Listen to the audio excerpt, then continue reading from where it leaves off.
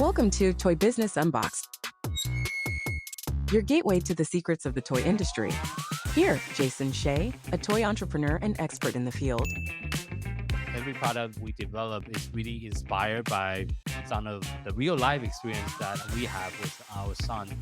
60% of all toys last year were sold on Amazon, which is incredible. Be passionate about it because it's a road, it's a journey. Like when you have an idea that you think is like gonna somewhat like change the world, make things better, I'd say go for it. We'll guide you through the enchanting world of toy design, marketing, and manufacturing. Now let the unboxing begin. Hello, welcome back to another episode of Toy Business Unboxed. Today we have a very unique episode because we'll be interviewing 3 different co-founders all at the same time. And they are the creative mind behind Pektis, the innovative board game studio founded in 2020. Coming from a very diverse background in visual design, architecture, and also education, the trios really share their journey across the very different type of background. So thank you so much for joining our podcast today. So I don't know who want to go first because we have three different people. Yeah, a little bit of introduction, I guess. So Yeah. my name is Echo, and I'm one of the co-founder for Pektis Studio. And mostly I'm doing right now design and PR and marketing. Yeah. I'm Mahmoud, the second of the trio. I'm an architect originally, and we work together also on the same project and working on multiple projects from design to visualization to art to everything. Yeah. I'm Julian, and in my normal job, I'm a teacher. And I also do the stuff like finance, shipping, and everything nobody likes to do. Logistics.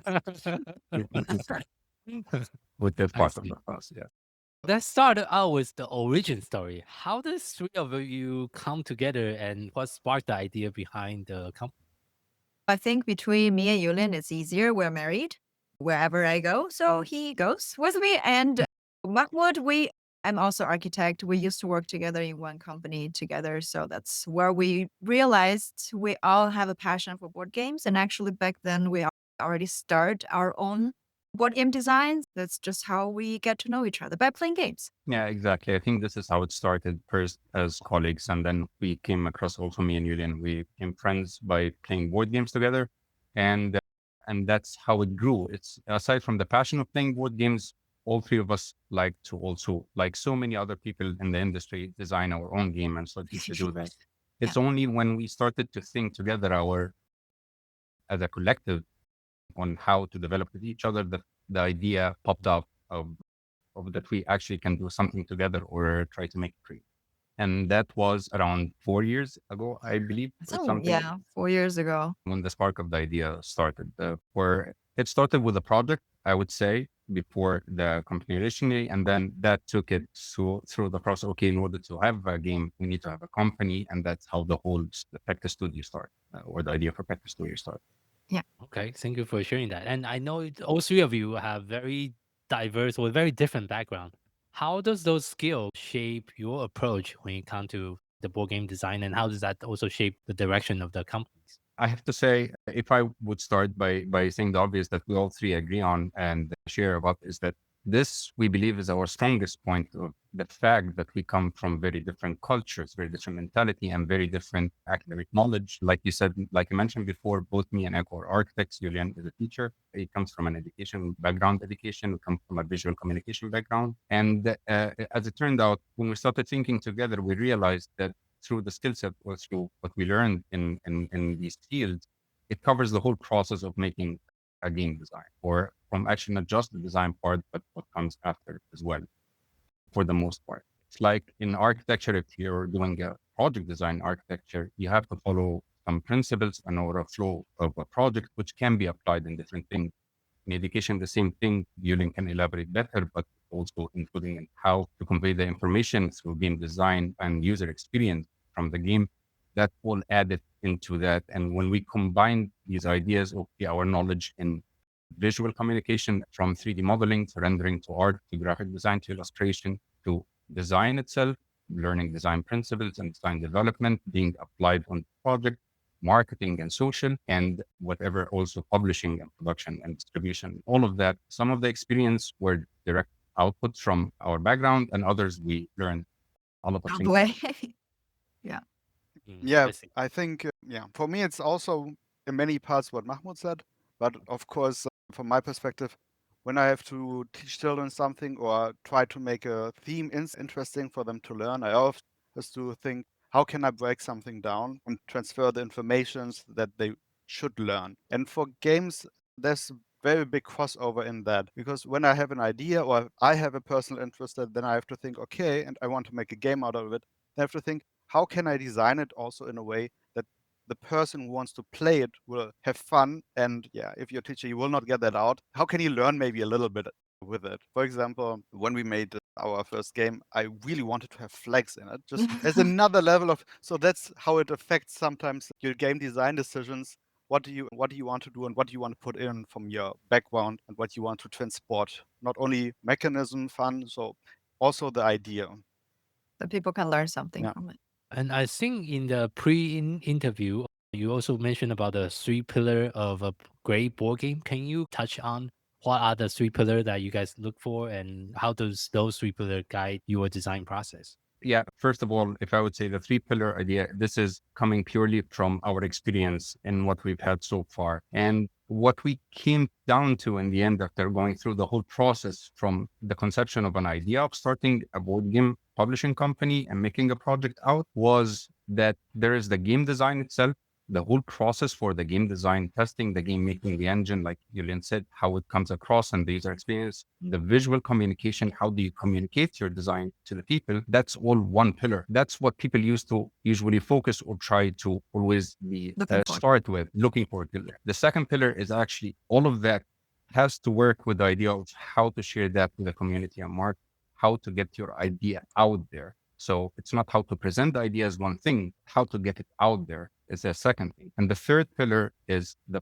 publication of that, is the legal work, is all of the distribution, how to sell the idea afterwards. So you have to make it, design it, and visually communicate it. You have to socially communicate it to people and market it. And then you have to produce it and learn how to go through by selling the product at the end. Because these are the three main things that we found at the end make up or made the whole project possible for us. I see. Yeah, thank you for sharing that.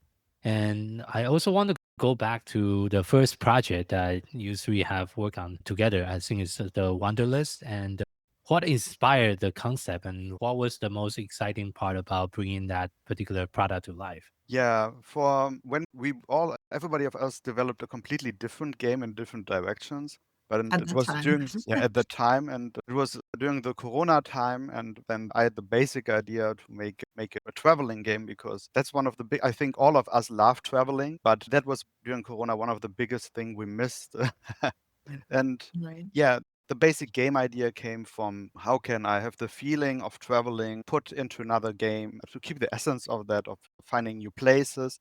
That's also why in the game there are a lot of places you will never see in another normal Yes, board yeah. game. It's not, of course, there are places like LA, but also like the Grand Prismatic Spring or some national parks somewhere in the world that normally are not mentioned in other games. Yeah, to transport this anxiety to find. Unknown, Yes.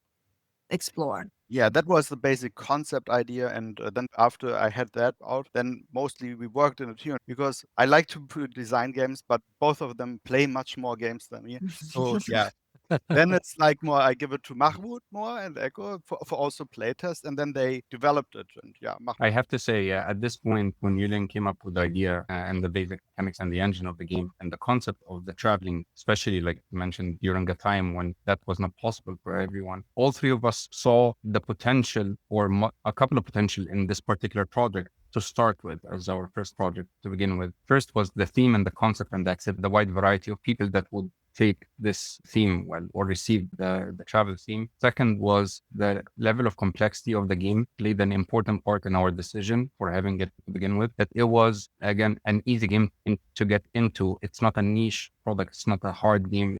It's a wider variety of audience that would like this game. And that's how we actually try to develop it later on together, is to make multiple levels, as we might come across later when we discuss that. And the third is that when Echo started to work on the artwork or the concept visual of the game, it made it more appealing that this is going to be a very appealing style game to begin with. And that accompanied with the fact that when we calculated or when we saw the arsenal of projects that we had at the time, Wanderlust was standing out as the most economic and best idea to start with across the other ideas that we had. And since all three of us, yes, do have backgrounds that help to assist, but at that point, it was still a new industry. It's still new waters for us to traverse. So we didn't want something that would make it harder. We wanted something that we would learn everything through the process without overly complicating it. And we believe that Wanderlust was a good choice, thankfully, that the project actually went on to succeed and be very well received. And by chance but why what we thought at the beginning actually worked. So that was great. I think one more point which make us choose this game was also that at the beginning we went to start going to the Essen Fair, and we had a lot of different prototypes there. And we had a very good reaction to that game for the first prototypes. Not only from people passing by, also people from the industry that says that it really not only looks very nice, but it also feels interesting when they saw it and tested it. Yeah, that was also, I think, one reason why we choose it as a first project. I guess I'll add one more point. Yes, I'll add one more point. I think initially we also wanted to find a project that is not so complicated to produce at the beginning, because like we said, we both have other projects that was started already. And then we looked through the project and then figured Wanderlust is actually semi-easy to produce game. So don't set us to failure. So we choose this one, say, okay, we can learn the process of producing, but also it's not that complicated for us to handle. So I guess it's multiple reasons leads us to this decision to go forward with Wanderlust. Okay. And if you walk through like our listeners through your game design process, from where you start and how you refine the idea into finished product, what are some of the major things you look for, and how long does that took you to launch the first How product? much does it took us? Oh boy. It's depending on project and project. I guess for Wanderlust, it took not that long. The game itself for design, developer took some time to balancing things, but design it didn't take that long. But I think if I were to design game, for me, it's always starting from the theme. I cannot just have some mechanism in my mind and trying to fit a theme in it. For me, I'm more like I have a lot of imagination in my brain. So I prefer to have created the world first. And then if I can find a fitting mechanism that it fits, then I will find a way to fit them together. But I guess for Julian, it's a bit different how he started a game design process. I think for me it will be like I have something I like, and then I try to abstract something. How can I keep the essence of that? Yeah, you are more mechanics. Yeah. I see something and then I think, what can I use to put it into a system that will keep the spirit of what I would like to represent? That's what you get from you're a teacher, because that's how you need to teach children, and that you need to get the essence out of something. That's why we're artists and you're a teacher. And that's why we're after that, I think then it's the most important time, and that is that Mahmoud and Echo come to me and they tell me, okay, and now you have to think about this way and this way to put other things inside, which is really a big help, because if you have three people who are like on the same level included in the project and always give you feedback and input so close, it gives you so much more new ideas. Instead of that, you just develop for a long time into a specific direction, and then you think, and then somebody else from outside will come and say, yeah, no, you have to redo that because it doesn't work, or it only works for you. So that's I guess there's one characteristic when you learn designing. I think for me and Mahmoud, we don't start with the math or the calculation of things. I think we're starting about the theme and then thinking about how you want the experience of the player to be. Julian is really like he started with Excel sheets, like the perfect calculation. And then every time we're just testing the games the other day, and then me and Mahmoud, we're like more visual people. So if you show us, this is the board, these are the cards, and then actions, we're we can imagine something, but Yulia showed us like a long Excel sheet that was actions and the math calculated. It both works. It's just so funny. Funny to see that everybody has their own approach how to start designing game. I think for me, it doesn't work. If you can give me the math, it wouldn't work. Yeah. So, what are some of the key lessons that you learned from designing the first game, and how does that some of the lesson get translated to other projects within the company? Let me start by saying, Yes. first of all, the first lesson learned is that a game is never really finished. You cannot say that a game is completely designed. You can publish a game, but after some point, until now, we still come up with new ideas to how to work on it, Enhance it. or you get more feedback for every time, someone who plays your game. And like we were just mentioning right now, in our case, because of the diversity, we had like an in-house play Debate. testing every day, more or less. Amazing. That's how it took us from the game design idea to the development process. And through that development, because we're three different style of games, three different people, so we kept developing based on that. Gideon was saying, from all of the ideas that clash. And then when you play test with people, your developing keeps moving on into that direction. In our case, because the community was a big part of building this project, a lot of the feedback that we actually implemented on the game also came from the people that we shared the ideas with from to begin with. So that was a very important role in our design process as well, aside from our diversity and thinking in that way. And if you would ask me what lesson to take from the whole design process, aside from, of course, in general, to understand the time management or how much time you should put in every part of the process itself, that's one thing that you will get to learn by time, because it's different from one project to another and one team to another. But understanding that. And the second thing is that the design will always keep changing. The design will always keep developing. Everything should always be in the move. As a matter of fact, something has not changed in a while.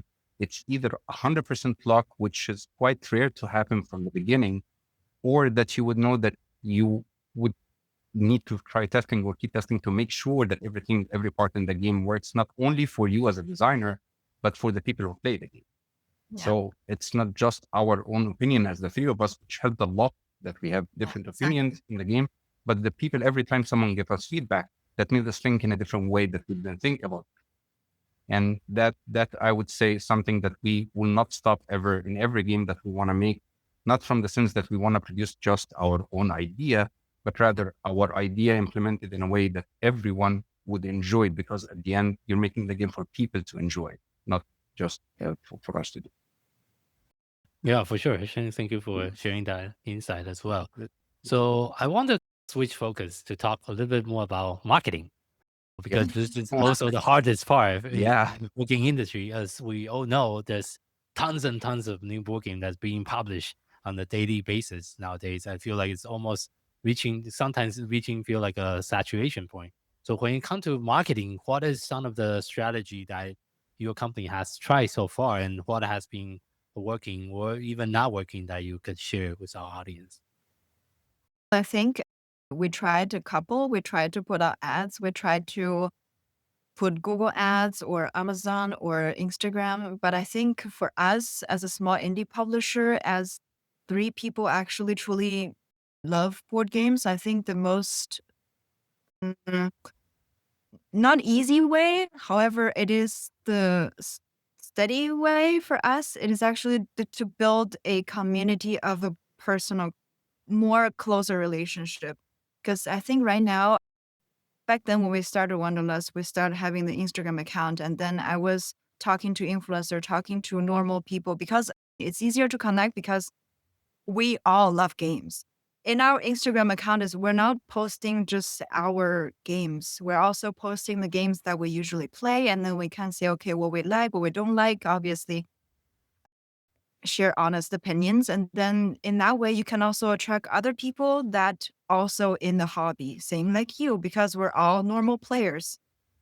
So I guess that way it connect us with our audience a lot tighter, if I can say that. And then for us, that helped a lot more. It is going to conventions. for us, that is, I think I can say that every time when we're in convention, we can, for me, because I'm doing the marketing and PR, I can recognize our subscribers. I can say, hi, they're truly friends. So for me, that is, at least for a small indie publisher, when we cannot compete with big budget with other big, huge companies, I think this is more effective way Yeah. for us. There is one thing I would like to add that from the beginning, again, and that might matter to someone or from the listeners who are interested or thinking about the idea of having their own company, is that marketing is a very big, important role, like Eva was saying, but at the same time, it's one of the big hindrance for people because it requires a lot of money. It requires a lot of budgeting. And depends, if you later on research and you would recognize how much you need to spend for one project in order to see the returns. And at the time when we decided to make Pektis together, or Wanderlust as our first project, not only that we all have day jobs and this was something on the side for us, it was not a full-time job yet. We didn't also plan to have a big investment or a lot of money invested in this project to begin with, because we said, okay, we want to have some risk, but not high enough because we're still learning. Like Echo mentioned, making a community, relying on building a community is one way that, yes, it is very time consuming. It is a lot of work. It is hard, but it was very effective. And as a matter of fact, in our case, it was one of the main things that contributed to the success of the game. Because without that community, it would have been very hard for us to actually Yes. succeed without it. Yeah. So there is a lot that you need to put into that thought of how you want to market it or how you want to get your idea across, whether you want to go straightforward. If you have a big budget, then that can be one way. In our Easier. case, yeah, we decided to do Assuming, let's put it like that. yeah, like I mentioned, yeah, we try to do everything ourselves, at least for this project, so that we learn how it's done. And in our case, actually, that was very effective, I would say. I think Yes. one point was also that Mahmoud made a very good online tutorial how to play the game. So the Yeah. people really said, after they watched it, a lot of people said, oh, it's so clear to understand. Yeah, and I like the concept. And now I really get the essence of how to play it and how it works. And the other part is also because of the costs, for example. We collaborated with a couple of Instagrammers Mhm. or influencers. Also YouTubers as well. Yeah, and YouTubers like Alex from Board Game Co. But we had really the advantage that we didn't have to pay any money for that. Of course, they would do us any favor because we give them a game, but none of them gave us a really bad feedback. So the reviews from the influencers were Also helped a lot. really good for us so far. If they compare it Yeah. to other games and they said it is like blah blah blah, but I actually like it more. Or for example, or also later that we get from the Dice Tower, the seal of approval, which also was a big It was a accomplishment for boost. us Yeah. that we get mentioned by such a company with big reputation. Yeah. So So so I want to deep a little bit deeper on the community building. So what is the main channel that has been effective for you? You mentioned about Instagram, but is there any other particular channel that you're using to really connect with your communities? Mostly Instagram. We know that it's not the most effective way, but at the beginning of at the very beginning of our Wanderlust journey, we didn't have a website back then. Okay. Instagram, it is the most intuitive way because you can do it anytime. You can check it anytime. I'm not sure if Instagram it is the way it was, maybe. I'm not sure. I think now you need to put in also a lot of money for it. But I guess if we didn't want to invest that much money, or if we don't have that much money, then we need to invest time. So I was really talking to everyone, no matter your follower account is big or small.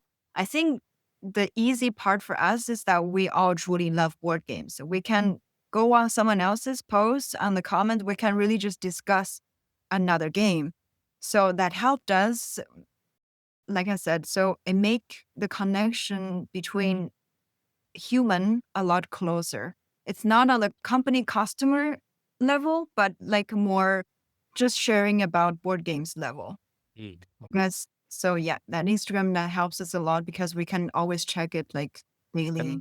And I think when Echo talks about Instagram, it's not like people who use Instagram by sending pictures. She really has all the people in the DMs. So it's more like a direct communication to the. Yeah, So yeah. when we go to a fair, we really, the people come to her and we know Oh, the they say people. hi. So it's not, Really? you are blah, blah, blah. No, it's really like the. Yeah, they don't see me as a PR person for Pektis. They see me as someone just nerd enough to design their own games and actually dedicating my time to do something that we like. And we happen to have something in common. We all just love board games. So, like I said, every time when there are people pass by, I feel like I'm talking to friends. It's not really, I'm trying to sell you something. I know they like what we do. Also, I think it's very important that your customer like you for you are as a person instead of just your one game. I think. Also Yeah. for our Kickstarter campaign, we gave the people the possibility. We have some cards inside, which are people you meet on the trip while you travel the world, and these actually are people who backed the game. So they helped us finance the game, so they paid a little bit more for becoming a direct character A inside the card game. Yeah. instead of games. Oh, okay. And then Okay. actually Yeah. they had to talk with Echo, and Echo draw them in the way they want. For example, we had Yes. one couple, Oh, I think it whoa. was for Okay. their 20, it was the gift from the Yes. husband, from Tom, I think, to his It wife. is so heartwarming Yeah. because I think everyone back that pledge, they buy that game, that they buy that encounter cards. They all for someone else as a gift, either anniversary gift or birthday gift. It is so cute. And then there's people like coming to us, even though I think there's one Essen that we have prototypes with the card printed. However, we don't have the physical product yet. And then there's people coming, I just want to come over to see my card. And Yeah, it's very cute. we also give away postcards, which I could draw sometimes special for that. And then people really come just to collect our postcards. Yes. Yeah. Yeah, because Okay. for yeah, exactly. So for example, we were at the convention, we know that there are a couple of cheap flyers you can just give people on the way, but we didn't want to do that because first, usually when you don't do like a good quality, people don't really treasure it. They will just throw it in the garbage. So it doesn't Yeah. really stay in your household. So for us, good that we have a traveling game. So what our idea was actually to print some of our city image that I drew on a postcard. And then on the backside, you can actually send it as a postcard. So, Oh, and okay. it's really high quality, proper postcard. Mm, So 2 years ago, we printed 5 sets. And then mm, last year, we printed another 5 plus one limited edition, just Essen.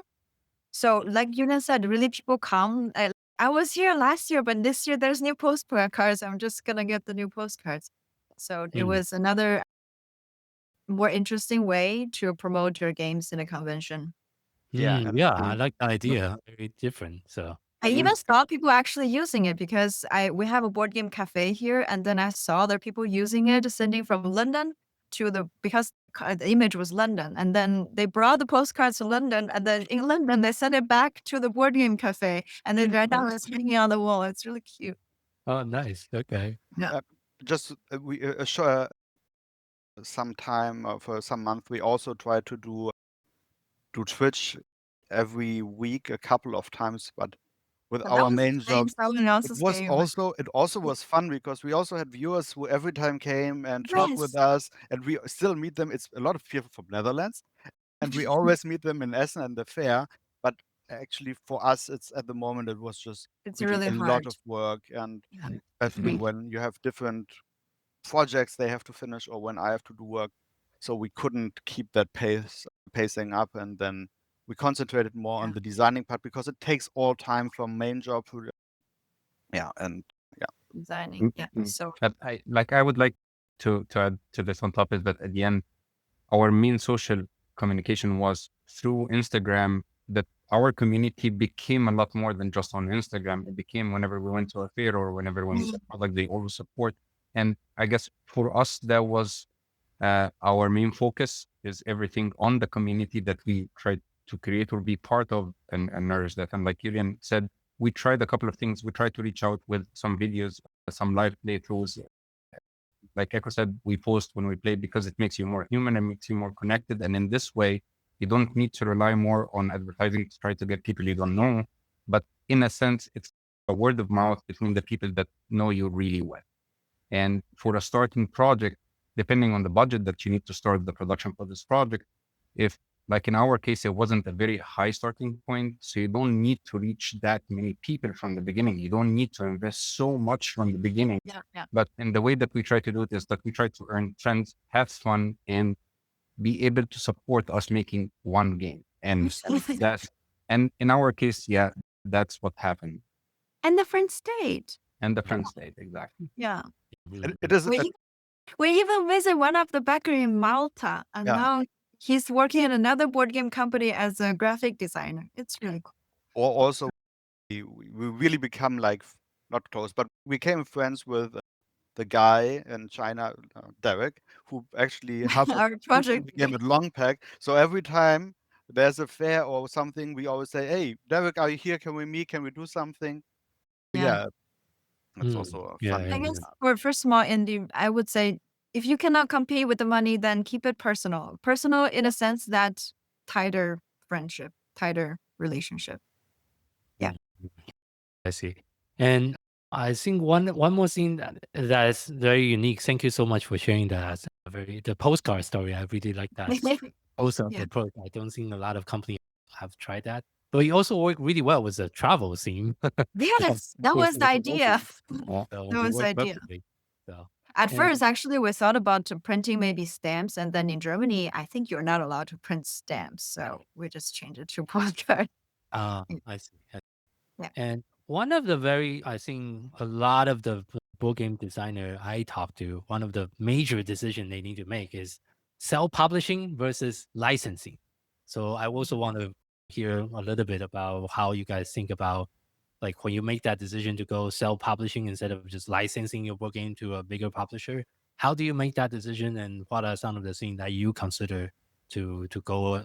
I think right now, if I understand correctly, it's mostly self-publishing right now. So Yeah. Well, Yulian, would you like to take over? Good question. Yeah. It's a Mahmoud, really you good can question. start and I take with the Yeah, licensing okay. part.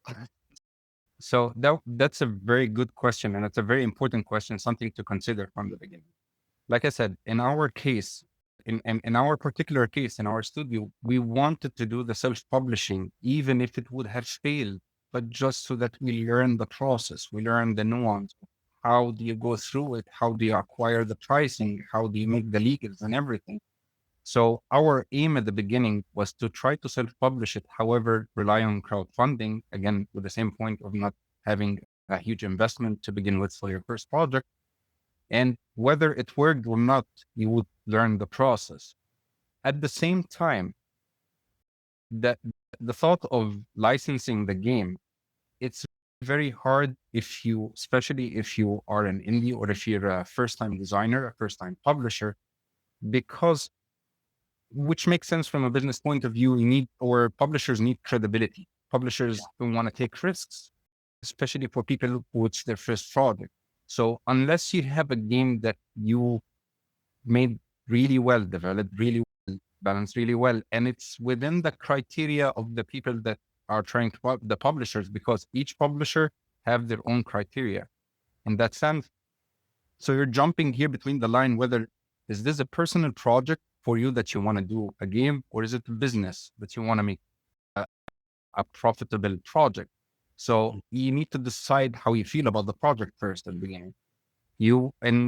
So for Wanderlust at the beginning, we decided, no, we're going to go. We tried to speak also with publishers at the time to see how they perceive the game, how with that. And we learned a lot from that.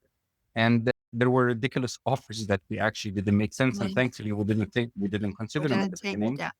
Yeah, it felt like some were taking advantage of someone being a novice, which also understandable. But we decided to go with the route of self-publishing, and that's how we decided. Right now, after our first project, when we went through the process of that, first of all, we have enough budget now to self-publish ourselves smaller games. And we have more connections in the community that we start to reach out to more publishers.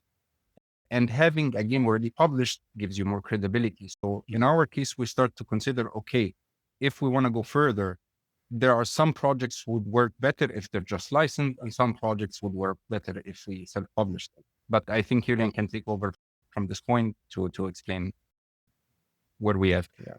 I also think that because we work very much from the theme, all of us have an idea, imagine what they want to do. The ways we work is different. And I think if you want to give the game to a publisher, not publish it on your own, then it's very much that you sell the mechanism, you sell the concept, how it works, and then they are free to change the theme, whatever you want. Yeah. That doesn't really give you the the The possibility control. to Yeah. the control to Yeah, do it in the way you want. For example, we're also looking for still if there's any publisher listening in the United States or in Europe or anywhere which is not Belgium or China, because then we gladly find some great partners.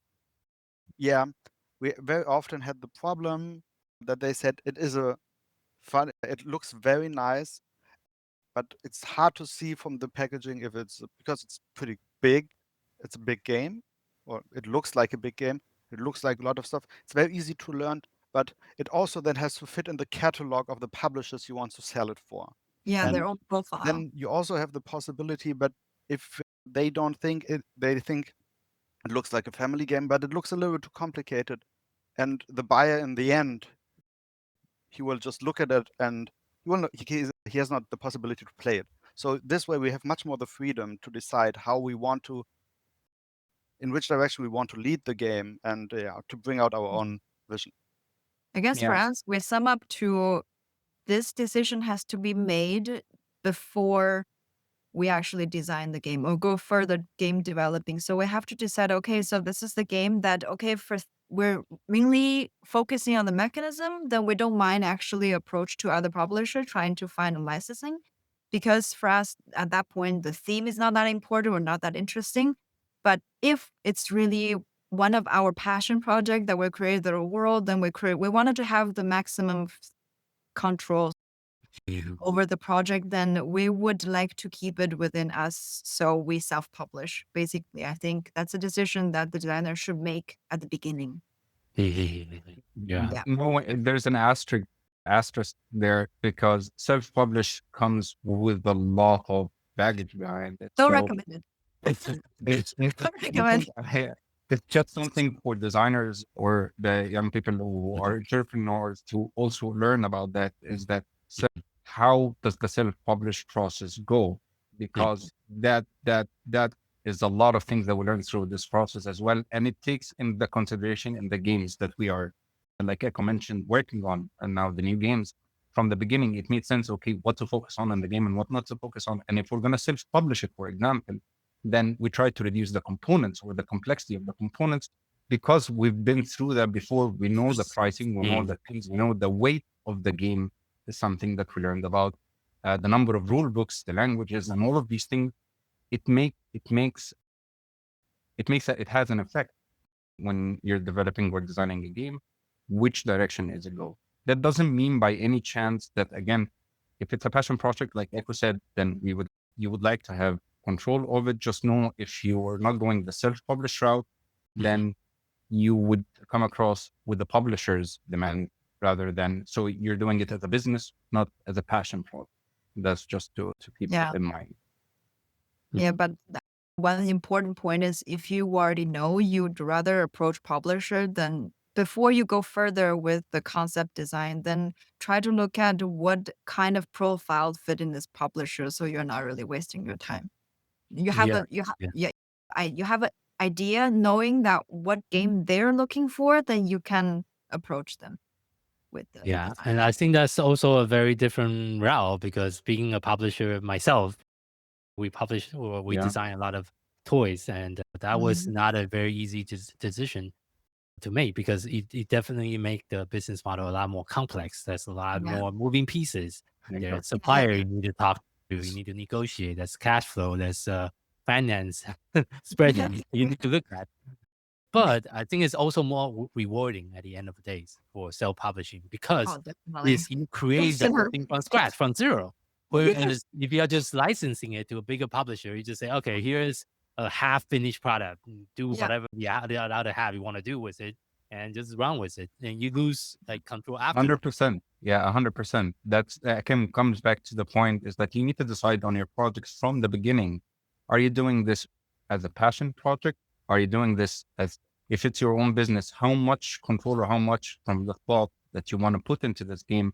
And if you're doing this as something that you want to just get it out and you have more ideas, it's not about one project, then maybe like you mentioned, that's that the gratification would be from just giving the license to other publisher and not going through the hassle of the publishing itself. But it is definitely has its setbacks, and it's very rewarding when you do self-publish yours at the end. Still remember the first time when we got the pre-production prototype, we're holding the meeples in our hand. We're like, we drew this. Yeah, We exactly. drew this line by line.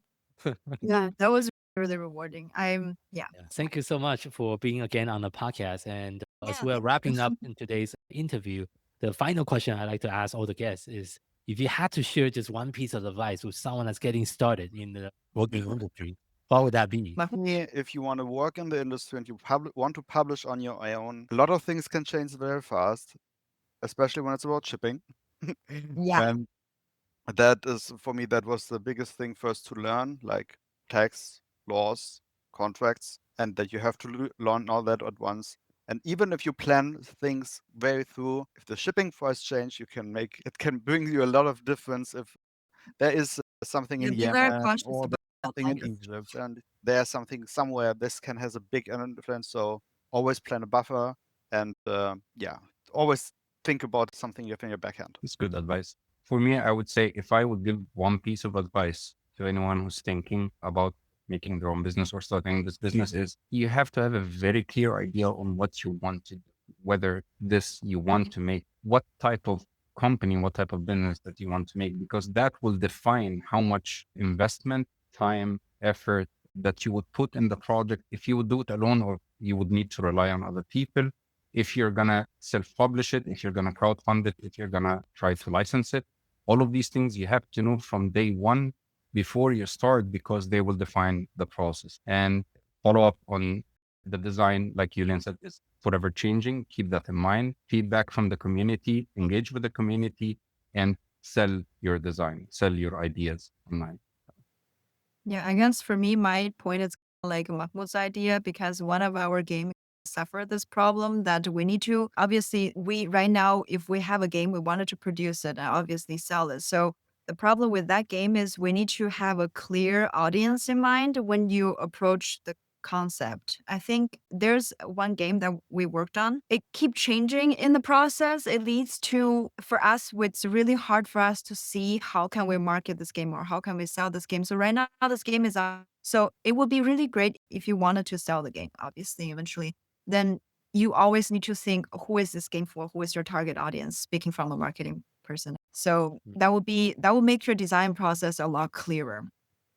Yeah. So that is For sure. also, I guess, for us, important lesson. Yeah. Yeah, for sure. Yeah. Thank you so much for sharing that. Where is Thank you the for best having us. place for people to find you online? So we have website, pektis.com. And then you can also follow us on Instagram, it's pektis.studio.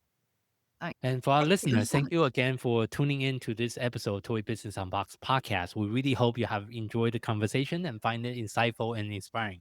If you like what you have heard, be sure to subscribe to our podcast on your favorite platform so you never miss an episode. We really appreciate your support and would love it if you can leave us a review and share the podcast with your friend and colleague.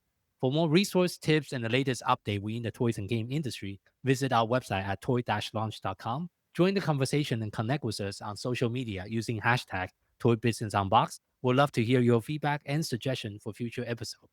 Until next time, keep innovating, keep creating, keep bringing joy to toys. This is Jason Shea signing off on the Toy Business Unboxed podcast, and we'll see you in the next episode. Thank you so much, everyone.